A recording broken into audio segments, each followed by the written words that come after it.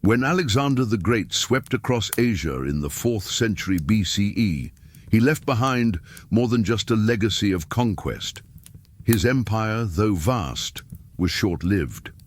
After his sudden death, his generals carved the lands he had taken into rival kingdoms. One of these successor states was the Seleucid Empire, a realm that stretched from Asia Minor to the eastern edge of Persia. For a time, the Seleucids stood as heirs to Alexander's power, blending Greek traditions with the ancient cultures of the East. Yet as decades passed, the empire began to show cracks. Far from their capital, the eastern provinces were restless. The authority of the Seleucid kings weakened, and amid this instability, new powers began to rise. Into this world of shifting borders and faltering empires came the Parni. They were a nomadic people from the steppes of Central Asia, related to the larger group of Iranian-speaking tribes who roamed the open grasslands north of the Iranian plateau. The Parni lived as horsemen, relying on mobility, archery, and pastoral life. Their society valued clan loyalty and warrior skill, qualities that would later shape the identity of the empire they created.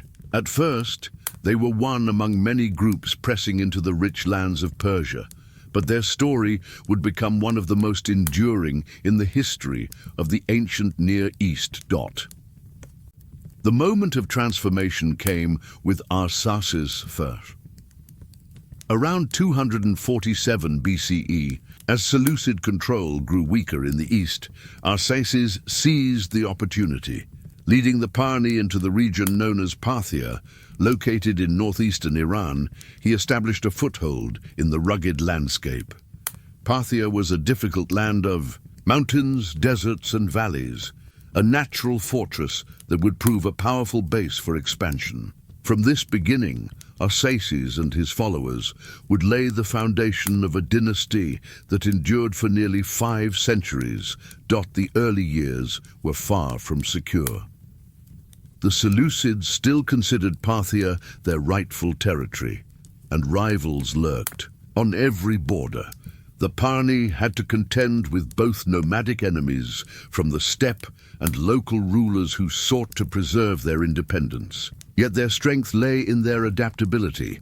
Unlike the settled kingdoms of the region, the Parni were skilled in rapid, mobile warfare. Their cavalry, especially their horse archers, allowed them to strike quickly and withdraw before heavier forces could respond. Over time, these tactics gave them an edge in survival against larger and wealthier opponents.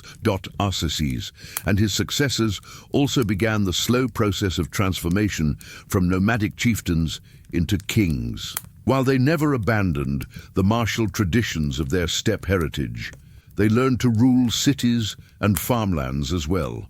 In Parthia, they inherited established towns, irrigation systems, and agricultural communities that provided wealth and resources far beyond what the open steppe could offer.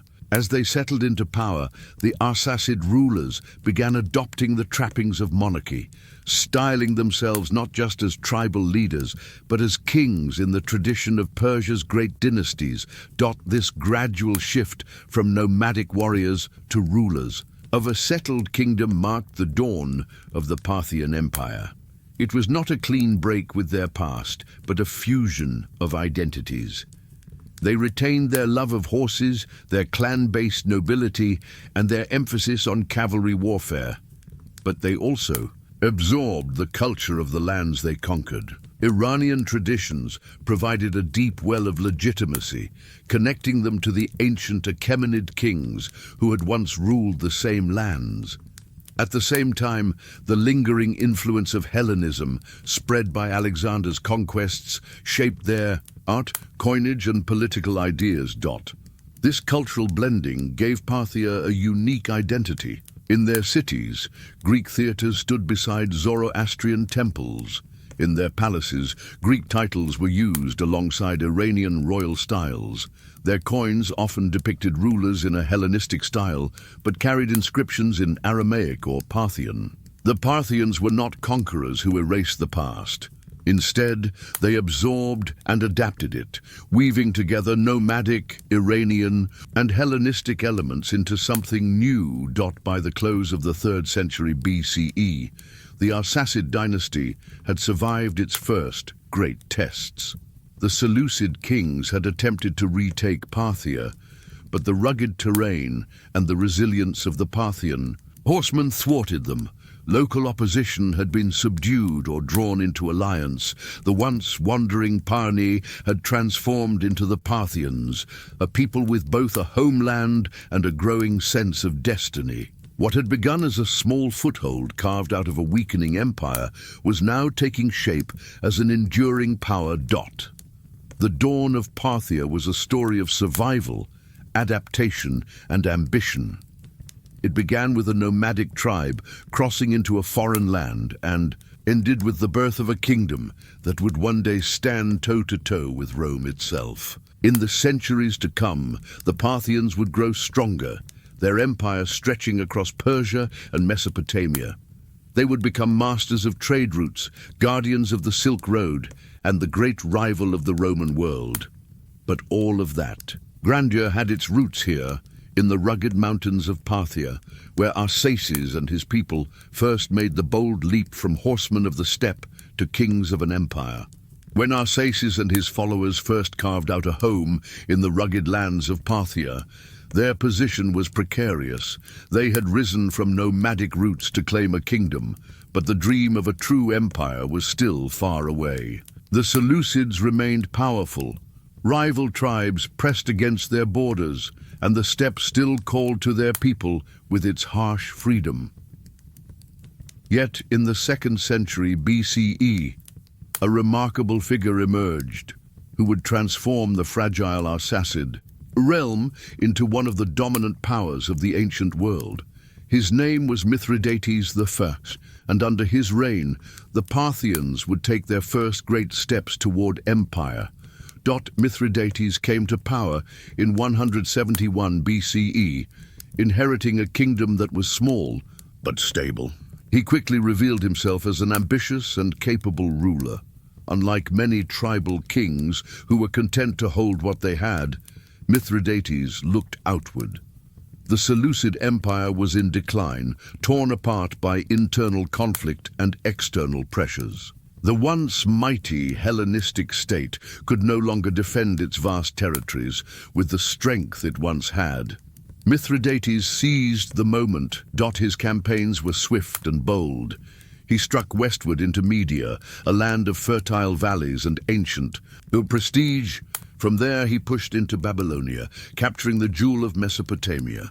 By the time of his death, in 132 BCE, Mithridates had expanded Parthian rule to include much of Persia and Mesopotamia, territories that had once been the heart of the Achaemenid Empire. In a few decades, the Parthians had gone from a small mountain kingdom to masters of lands that stretched from the deserts of Iran to the banks of the Tigris. With these conquests came the challenge of governance. The Parthians were not a centralized empire like the Romans, nor did they revive the vast bureaucracy of the Achaemenids. Instead, they developed a system suited to their own traditions and strengths. The Arsacid kings stood at the top, claiming royal authority, but beneath them lay a patchwork of noble families and semi-independent lords. These great houses held lands, commanded armies, and often ruled their own regions with little interference. Loyalty to the king was expected, but in return, the nobles were granted autonomy. This feudal-like structure allowed the empire to expand without requiring a vast, centralized bureaucracy, but it also meant that unity could be fragile. The strength of the Parthians rested not only on their kings, but on the cooperation of their aristocracy. Central to both their political and military power was the horse. The Parthians were heirs to the traditions of the steppe, and their cavalry remained the core of their strength. Two types of warriors defined their armies. The first were the horse archers, fast-moving riders who could rain down arrows while staying out of reach. Their tactics relied on speed, maneuverability, and precision. They could harass heavy infantry, lure enemies into traps, and strike with devastating effect before disappearing into the open land. The second, even more formidable, were the cataphracts. These were heavily armored cavalry, men and horses clad in scale armor, wielding long lances. They were the shock troops of the Parthian army, capable of smashing through enemy lines with sheer force. Together, the horse archers and cataphracts created a combination of speed and strength that few opponents could withstand. It was a style of warfare that blended the mobility of nomadic tribes with the discipline of an organized state. But power was not won by the sword alone. The Parthians understood the importance of diplomacy and trade. Positioned at the crossroads of Asia, they were in constant contact with neighboring powers. To the east lay the Greco-Bactrian kingdoms and the rising influence of India. To the north, nomadic tribes pressed against the steppe borders. And further east still, beyond deserts and mountains, stood the Han dynasty of China. The Parthians cultivated ties with these distant lands. Through alliances, marriages, and cautious diplomacy, they secured their frontiers. They also opened the way for trade. The 2nd century BCE was a time when the Great Silk Road was beginning to take shape, linking China to the Mediterranean world. The Parthians became the crucial middlemen in this exchange. From China came silk, a fabric so prized in Rome that senators tried in vain to ban its use. From India came spices, gems, and exotic animals. In return, the West provided glassware, wine, and silver. Parthia stood at the center of this network, controlling the routes that crossed Persia and Mesopotamia. Their cities became hubs of commerce, where caravans from distant lands converged. This trade brought immense wealth not only to the kings, but also to the noble families and the merchants who thrived under their protection. The empire's location, straddling east and west, gave it a unique role as the broker of civilizations. Culturally, the Parthians were equally diverse. Their realm encompassed peoples of many traditions: Persians, Greeks, Mesopotamians, and nomadic tribes. Zoroastrianism remained influential, providing a religious foundation that connected them to the ancient heritage of Iran. Yet Hellenistic art and culture also left a deep mark. In their cities, Greek inscriptions could still be found, and Hellenistic styles appeared in sculpture and architecture. At the same time, Persian customs and imagery were woven into their royal identity. Coins from this era reveal the blend of influences. Parthian kings were often depicted in a style borrowed from Greek rulers, yet the inscriptions reflected local languages and Iranian royal titles. In temples, fire altars associated with Zoroastrian worship stood beside structures influenced by Greek design. The Parthian state did not impose a single culture, but allowed a fusion of traditions, creating a civilization that was distinctly its own. By the close of the reign of Mithridates I, the Parthian Empire had secured its place among the great powers of the ancient world. No longer a minor kingdom clinging to survival, it was now a realm that commanded Persia, Mesopotamia, and the vital arteries of trade. Its cavalry was feared, its diplomacy respected, and its wealth growing. Though challenges remained, the foundations of a lasting empire had been laid. From the high plateaus of Iran to the bustling streets of Babylon, Parthian power stretched across diverse lands and peoples.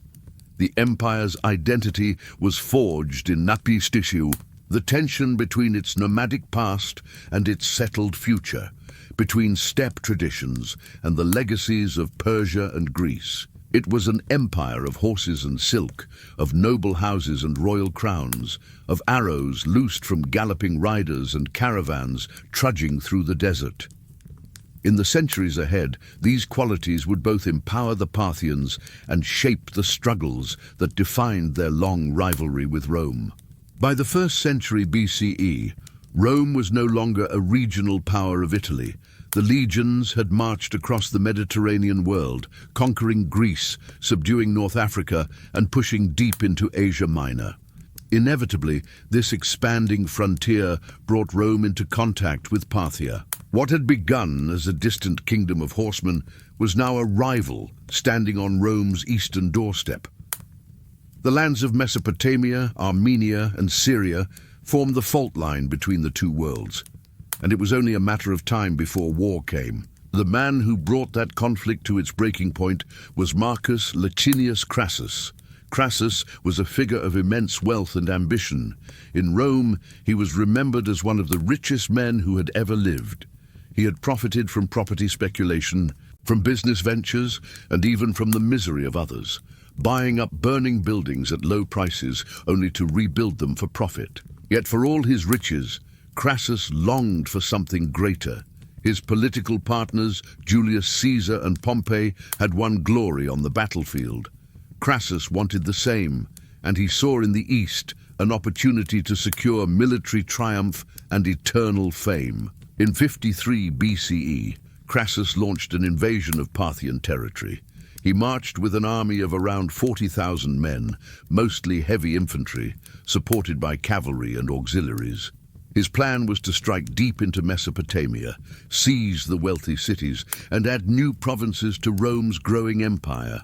Yet Crassus underestimated his enemy. To the Romans, the Parthians were still thought of as a distant, semi-barbaric people. Few in Rome understood the strength of Parthian cavalry or the skill of their generals. Opposing Crassus was a commander named Surena, one of the leading nobles of Parthia. Surena was young, wealthy, and capable, and he commanded a force much smaller than the Roman army. Yet what he lacked in numbers, he made up for in tactics and discipline. His force consisted of around 10,000 cavalry, divided between heavily armored cataphracts and the swift horse archers, who were the pride of Parthian warfare. Surena knew he could not match Roman infantry in a head-on clash. Instead, he would use the open desert and the mobility of his cavalry to his advantage. The two armies met near the town of Carrhae, in the dry plains of northern Mesopotamia. Crassus, urged on by ambition and pressured by his own officers, led his men into hostile terrain with little preparation. The Parthians, by contrast, had chosen the ground carefully. Surena brought with him thousands of camels laden with arrows, ensuring that his horse archers would never run out of ammunition. When the battle began, the Roman legions advanced in their traditional formation, heavy shields locked, spears at the ready. Against other enemies, such a wall of discipline had been nearly unstoppable, but the Parthians refused to meet them directly. Instead, Surena's horse archers swarmed around the Roman lines, loosing arrow after arrow from a distance. The desert rang with the sound of bowstrings, and the Romans found themselves under a storm of missiles that their shields could not fully repel. Crassus ordered his cavalry to charge, hoping to scatter the horse archers, but the Parthians simply wheeled away, continuing to shoot even as they retreated. This maneuver, later known as the Parthian shot, became legendary. The riders, turning in their saddles, fired backward while galloping away, striking with deadly accuracy. Time and again, Roman cavalry were lured forward, only to be cut down by the relentless arrows. As the battle wore on, Surena unleashed his cataphracts. Armored riders, their lances leveled, thundered into the Roman ranks. The weight of their charge shattered the cohesion of the infantry. Those who closed their shields against arrows found themselves vulnerable to the spear thrusts of the cavalry. Those who tried to resist the charge of the cataphracts found themselves exposed to volleys of arrows. The Parthians alternated between harassment and shock assault, wearing down the legions until their formation collapsed. The Roman army was destroyed. Tens of thousands were killed and many more taken prisoner. Crassus himself was trapped in the chaos, and according to most accounts, he was slain in a desperate attempt to negotiate for his men. His death was a Humiliation for Rome, a catastrophic end for a man who had sought eternal glory. The aftermath of Carrhae sent shockwaves through the Roman world. Never before had a Roman army been annihilated so completely by a foreign power in the east. The legions were supposed to be invincible, yet here they had been humbled by an enemy that many Romans had dismissed as inferior. The loss of standards, the sacred military emblems carried into battle, was especially devastating. Rome considered these standards a symbol of honor, and their capture by Parthia became a lasting wound. For Parthia, Carrhae was a triumph. The victory demonstrated to the world that they were not a minor kingdom, but a major power capable of standing against Rome. Żurinus' tactics showed the effectiveness of cavalry against heavy infantry, a lesson that would echo in future battles. The Parthians had defended their lands, preserved their independence, and shattered the illusion of Roman invincibility. Symbolically, Carrhae represented more than just a battlefield victory. It was the first time Rome had been decisively checked by an eastern power that could not be conquered and absorbed. The Parthians became known not as a people to be brushed aside, but as equals on the stage of empire. From that moment, Rome and Parthia were locked in a rivalry that would last for centuries. The Parthian shot, the signature tactic of their horse archers, entered legend. It captured the essence of Parthian warfare, blending mobility, discipline, and deadly skill. To their enemies, it was a nightmare, a reminder that no formation, however disciplined, was safe from the speed and accuracy of mounted archers. To the Parthians themselves, it was a symbol of their heritage, proof that their nomadic roots had given them a weapon that even the greatest armies of the West could not match. In the shadow of Carrhae, the balance of power in the ancient world shifted. Rome had found its equal, and Parthia had claimed its place as one of the great empires of history. The deserts of Mesopotamia had witnessed the meeting of East and West, and in that encounter, Rome had been humbled. The rivalry had only begun, and in the centuries ahead, both empires would wage war again and again over the lands that lay between them. But the memory of Carrhae endured, a reminder that even the mightiest empire could stumble when pride and ambition clouded judgment. The disaster at Carrhae in 53 BCE was not the end of Rome's struggle with Parthia. Rather, it marked the beginning of a rivalry that would last for centuries. The two empires, one based in the west and the other in the east, stood as near equals. Between them lay the lands of Mesopotamia and Armenia, a rich and contested region that would become the center of countless wars, negotiations, and uneasy truces. Neither side could ever achieve a final victory, yet both invested enormous energy in the struggle. Their rivalry shaped the politics of the ancient world, creating a balance of power that endured for nearly 300 years. Rome's first attempts to strike back came in the generation after Carrhae.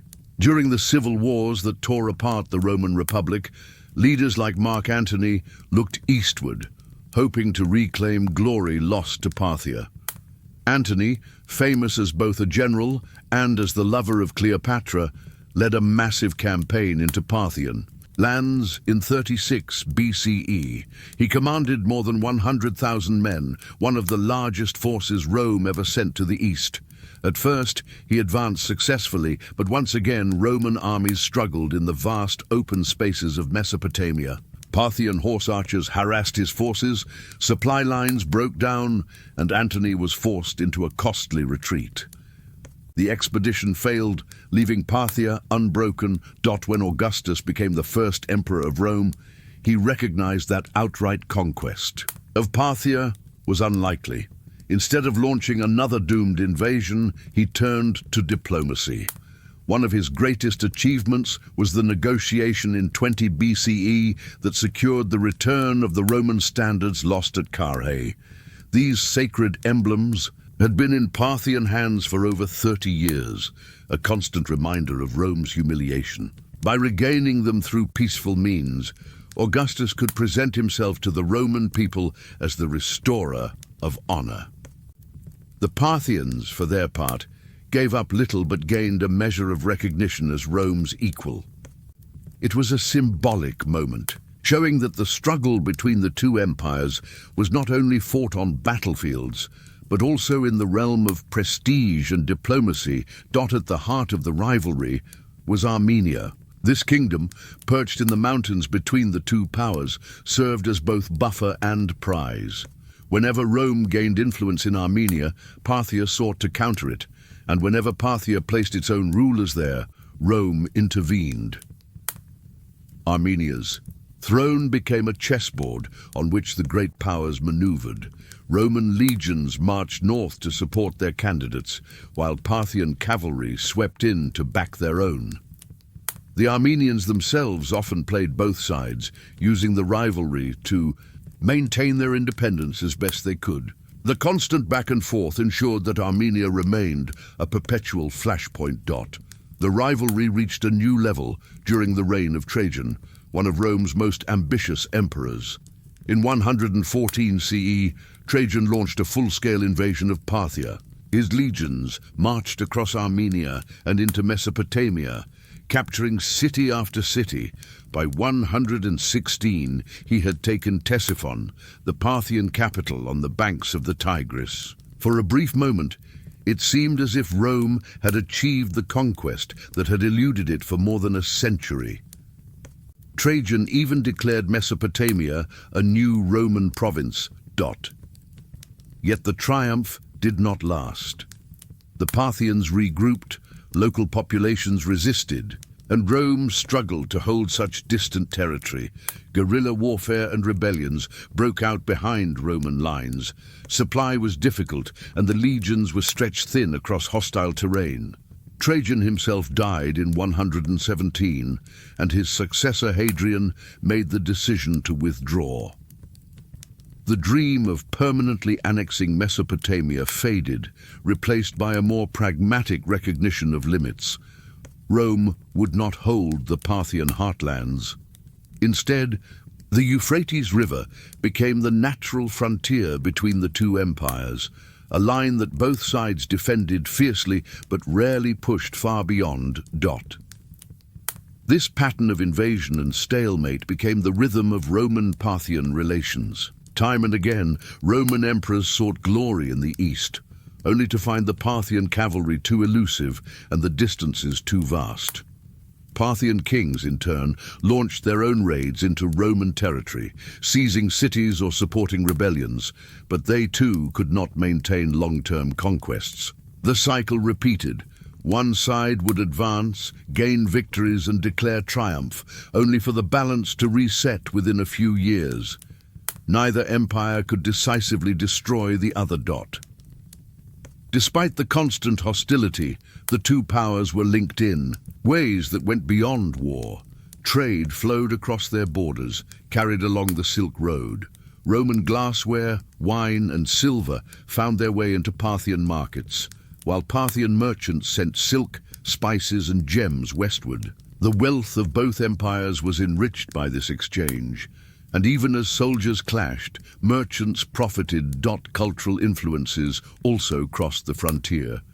Roman writers often spoke of the Parthians with a mixture of respect and fear, admiring their skill in cavalry warfare, even while condemning them as enemies. Parthian art shows evidence of Hellenistic influence inherited from Alexander's conquests, but also absorbed elements of Roman style through contact and trade. In the borderlands, communities of Greeks, Persians, Armenians, and Romans lived, side by side, blending traditions. The rivalry, for all its bloodshed, created a space where cultures mingled. In the grand sweep of history, the struggle between Rome and Parthia was less about decisive victories and more about endurance. Both empires learned to live with the reality of a powerful neighbor. Rome could never push its frontier permanently beyond the Euphrates, while Parthia could never drive Rome from Syria or Asia Minor. Armenia remained the contested buffer, and Mesopotamia the prize that neither side could fully hold. What emerged was a balance of power, fragile yet enduring. The legacy of this rivalry was profound.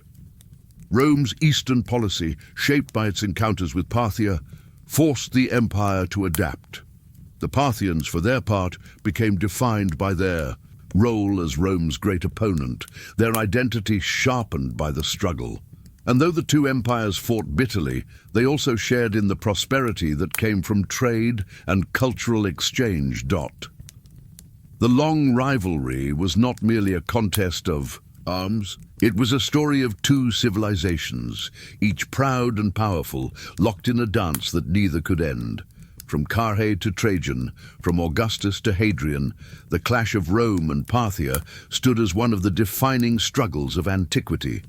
It was a rivalry that shaped the destiny of both empires and set the stage for the next great power to emerge in the East, the Sassanid dynasty, which would inherit Parthia's mantle and continue the struggle with Rome for centuries to come. Behind the glitter of Parthia's victories and the wealth of its trade routes lay a political system that was both a source of strength and a cause of weakness. The Parthian Empire was unlike Rome, with its centralized bureaucracy and clear hierarchy of authority. Instead, Parthia was a realm where royal power was constantly negotiated with powerful aristocratic families. This structure allowed the empire to expand and endure for centuries, but it also planted the seeds of discord that would one day contribute to its fall. At the center of Parthian politics stood the great noble families, known in later sources as the Seven Houses of Parthia. These houses traced their prestige to the early days of the Arsacid dynasty. Each commanded vast estates, private armies, and influence that rivaled the authority of the king himself. When Parthian kings went to war, they relied on the cavalry forces supplied by these aristocrats. When they sought legitimacy, they looked to these houses for recognition and support. Without the nobles, the king's crown carried little weight. This system gave the Parthian Empire a kind of feudal character. The king ruled, but he did not command absolute power. He was often forced to bargain, to reward loyalty with land and privileges, and to avoid alienating the aristocracy. In times of unity, this arrangement created a formidable state where local lords managed their regions while providing military strength to the crown. But in times of crisis, it meant the king's authority could be undermined, and rival nobles could rise in rebellion. Succession disputes became a frequent source of instability. Unlike Rome, where emperors usually passed power to adopted heirs or family members in carefully staged transitions, Parthian kingship was often contested. When a ruler died, the great houses might support different claimants to the throne, plunging the empire into civil war. Brothers fought against brothers, sons against fathers, while nobles weighed their own interests before choosing sides. These struggles not only weakened the state internally, but also invited foreign powers to exploit the turmoil. More than once, Rome took advantage of Parthian civil wars to press its influence in Armenia or Mesopotamia. Palace intrigues added to the fragility. Assassinations, betrayals, and sudden reversals of fortune were common in the Arsacid court. Kings who lost the favor of the nobility often met violent ends. Even those who survived often ruled in an atmosphere of constant suspicion. Such instability made long-term reforms difficult, and the empire often lurched from one crisis to the next without establishing firm, central control. Yet for all its weaknesses, Parthia was not a land of decay. The empire thrived on the wealth that flowed through its territory. The Silk Road ran across its lands, linking China, India, Persia, and the Mediterranean. Caravans carried silk, spices, gems, ivory, and precious metals, enriching both merchants and the aristocracy who taxed and protected the routes. Cities like Ctesiphon and Seleucia bustled with traders from distant lands. The nobility lived in splendor, their estates supported by the profits of commerce, but prosperity was unevenly distributed. While the noble houses grew wealthier, regional inequalities deepened. Some provinces flourished as centers of trade and agriculture, while others remained on the margins, resentful of heavy taxation or the dominance of aristocratic landlords. The gap between rich and poor widened, creating tensions that could be exploited by both internal rivals and foreign enemies. Parthia's diplomacy stretched far beyond its immediate borders. To the east, the Arsacid kings maintained contact with the Han dynasty of China. Though the two powers never met directly on the battlefield, their envoys and merchants crossed. Central Asia, linking the two great empires in a network of trade. Chinese silk reached Roman markets through Parthian hands, while Roman glassware and silver found their way eastward. Parthia's role as middleman made it indispensable to global commerce. To the south and east, Parthia maintained relations with India. Trade across the Persian Gulf and through the Indus Valley brought spices, textiles, and war elephants into Parthian markets. Elephants, in particular, were valued in warfare, though they never became as central to Parthian armies as cavalry. To the north, Parthia confronted nomadic tribes who pressed against its borders. These tribes, like the Scythians and later the Alans, tested the empire's defenses with raids and migrations. Sometimes Parthia fought them directly, sending cavalry to repel invasions. At other times, it sought to manage them through alliances and gifts, recognizing that the frontier was too vast to defend by force alone.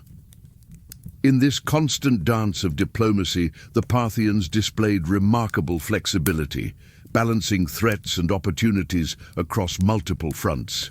Yet the very qualities that had allowed Parthia to survive for centuries also created long-term fragility. The reliance on noble families meant that the king could never fully unify the empire under strong central rule. Civil wars drained resources and undermined confidence. The wealth of trade enriched the elite but left the broader population vulnerable to hardship. External rivals like Rome were always watching for signs of weakness, ready to intervene when Parthia faltered. The seeds of decline were already visible. While Rome, despite its own civil wars, could usually restore order under a strong emperor, Parthia often found itself trapped in cycles of aristocratic rivalry and contested succession.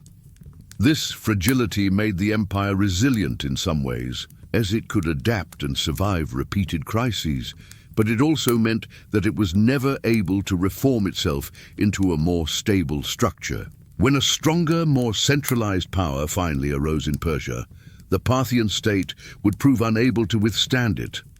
For now, however, Parthia remained a great empire, rich in trade, formidable in cavalry, and skilled in diplomacy. It stood as Rome's equal on the stage of history, neither defeated nor triumphant, but always enduring. Inside its borders, the tension between royal authority and aristocratic independence continued to shape its destiny. It was an empire of brilliance and fragility, a realm where power was constantly negotiated, where wealth and weakness walked hand in hand. By the dawn of the 3rd century CE, the Parthian Empire had stood for nearly 500 years. It had survived against Rome, thrived on the Silk Road, and carved its place as a great power of the ancient world. Yet inside, cracks had widened. The balance between king and nobles, once the strength of the Arsacid dynasty, had become a weakness. Rival lords acted independently, rebellions shook the empire, and central authority faltered. It was in this time of disunity that a new power rose in Persia, destined to sweep away the old order. In the province of Persis, the ancient homeland of the Achaemenid kings, a local dynasty governed with relative independence under Parthian overlordship. From this region emerged Ardashir, son of Papak, a noble of the local house. Ardashir grew ambitious, uniting his homeland and claiming descent from the ancient kings of Persia. To him, the Parthians were foreign rulers who had strayed too far from the traditions of Iran. He envisioned a revival, one where Persian identity and royal authority were restored to their former glory. As Ardashir expanded his influence, the weakness of Parthia became clear. Civil wars among the Arsacid family left the empire vulnerable. Noble houses pursued their own interests, offering little unity in the face of rising threats. The king at this time, Artabanus IV, struggled to hold the realm together. His authority was contested not only by Ardashir in the south, but also by rival claimants within the Arsacid line. For the Parthian state, long accustomed to division, these conflicts had become dangerously frequent. Ardashir took advantage. By the early 220s, he had consolidated control over Persis and neighboring provinces. He began openly challenging Parthian authority, clashing with Arsacid forces in a series of battles. Each victory expanded his reputation, drawing more support from regions weary of Parthian instability. His claim was more than political, it was ideological. Ardashir presented himself as the restorer of the Persian kingship, reviving the memory of Cyrus and Darius, and promising a stronger, more centralized rule. The confrontation reached its climax in 224 CE at the Battle of Hormozgan. Artabanus IV gathered his forces to face Ardashir's growing army. The Parthian king relied, as his ancestors had, on the strength of cavalry provided by noble families. Ardashir, however, had forged a disciplined army of his own, combining cavalry with infantry drawn from his Persian heartland. The two armies met in a struggle that would decide the fate of Iran. Details of the battle are scarce, but tradition tells us that Ardashir fought with great determination. His forces overwhelmed the Parthian army, and Artabanus IV was slain on the field. With his death, the Arsacid dynasty, which had ruled for nearly 5 centuries, came to an end. Ardashir declared himself the new ruler of Persia, founding the Sassanid dynasty that would dominate the Middle East for the next 400 years. The transition from Parthian to Sassanid rule was both an ending and a continuation. The Arsaces were gone, but their legacy lingered. The Sassanids inherited much of the empire's structure, its trade routes, its urban centers, and even aspects of its military traditions. Yet Ardashir reshaped the state with a stronger emphasis on centralized power. Unlike the Parthians, he sought to reduce the independence of the noble houses, bringing authority back into the hands of the king. Zoroastrianism, long one faith among many under Parthian rule, was elevated to a central role in Sassanid identity, giving the empire a unifying religious character. For Rome, the fall of Parthia marked not the end of rivalry in the east, but its renewal under new rulers.